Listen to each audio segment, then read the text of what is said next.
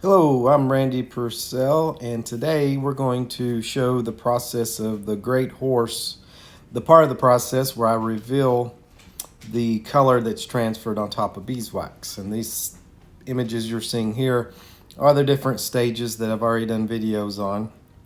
And what we're going to do today is get to the point where we reveal that color, that the vibrant yellows and oranges and the browns.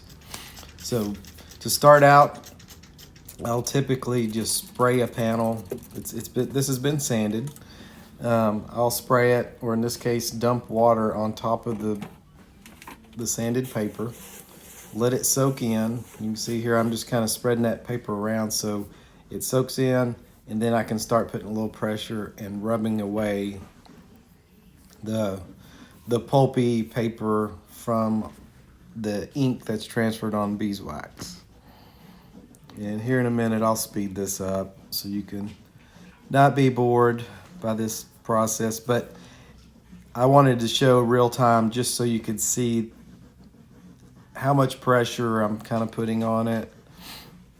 Contrary to what people think, it does not bother my fingers to rub the paper off. It's actually an easy step.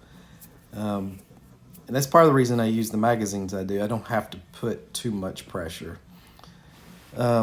Some magazines do take a little bit more. Veranda is one of them. You can get some good color out of it, but it's a little more work than these, which is Cigar Aficionado and Whiskey Advocate. And you'll notice those areas that are kind of throughout the painting that still have some white on them. That a lot of times is just a different magazine that got in my box of materials. It's gonna take a little more elbow grease to get those hazy areas off, and I'll show you shortly how I do that. I'll typically go over the panel, get the bulk of it off. I'll get that pulp out of the way, and then I'll wet a t-shirt or a wet cotton rag and put a little more elbow grease behind, put some more pressure on it. That'll typically take care of most of that haze.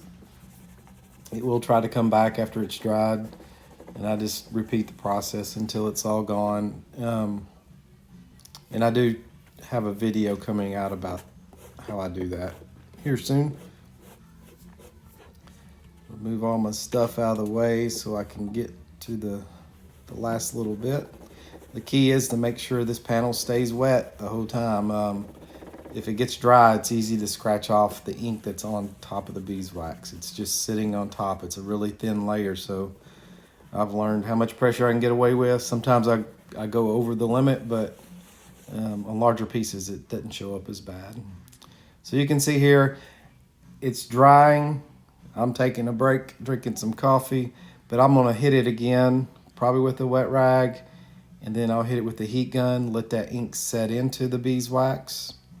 And in my next video, we'll go through the steps of me carving into it. It's gonna be a short video because there's not a whole lot of technique to it. It's more about just paying attention to the image I'm doing and getting the details I need and highlights. Thanks.